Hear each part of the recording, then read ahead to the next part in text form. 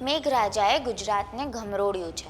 રાજ્યના મોટા ભાગના જિલ્લાઓમાં ધોધમાર વરસાદ ખાબક્યો છે।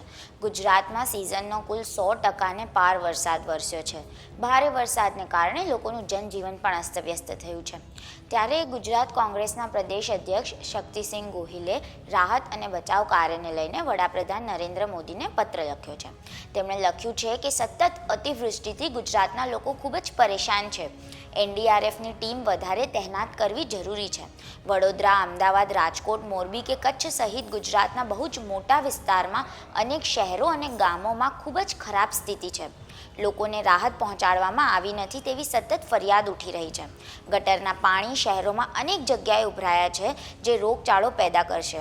કેશ ડોલ્ટ જરૂરિયાતમંદ લોકોને તાત્કાલિક ચૂકવવાની જોગવાઈ હોવા છતાં ચૂકવાતા નથી।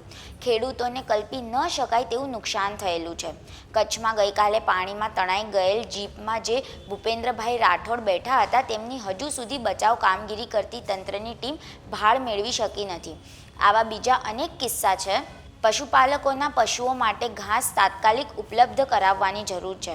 ફોરેસ્ટના ગોડાઉનોમાં ઘાસ છે તેની સત્વરે વિતરણ વ્યવસ્થા કરવી જોઈએ।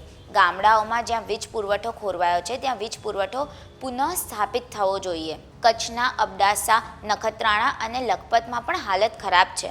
મોરબી અને કચ્છને જોડતો રસ્તો બંધ છે। ભરૂચ હાઈવે પર લોકો ફસાયા છે। વરસાદી પાણીના નિકાલના કામોના નામે ખૂબ ભ્રષ્ટાચાર થાય છે, માટે લોકોને શહેરો અને નગરોમાં મુશ્કેલી પડે છે। ખેડૂતોને વિશેષ સહાયની જરૂર છે। નાના ધંધા રોજગાર કરનાર બરબાદ થયા છે।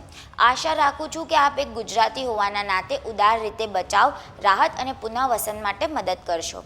તમને જણાવી દઈએ કે કેન્દ્ર સરકારની મદદથી વરસાદથી સૌથી અસરગ્રસ્ત એવા દેવભૂમિ દ્વારકા, આણંદ, વડોદરા, ખેડા, મોરબી અને રાજકોટ જિલ્લામાં આર્મીની કુલ 6 કોલમ ડિપ્લોય કરવામાં આવી છે।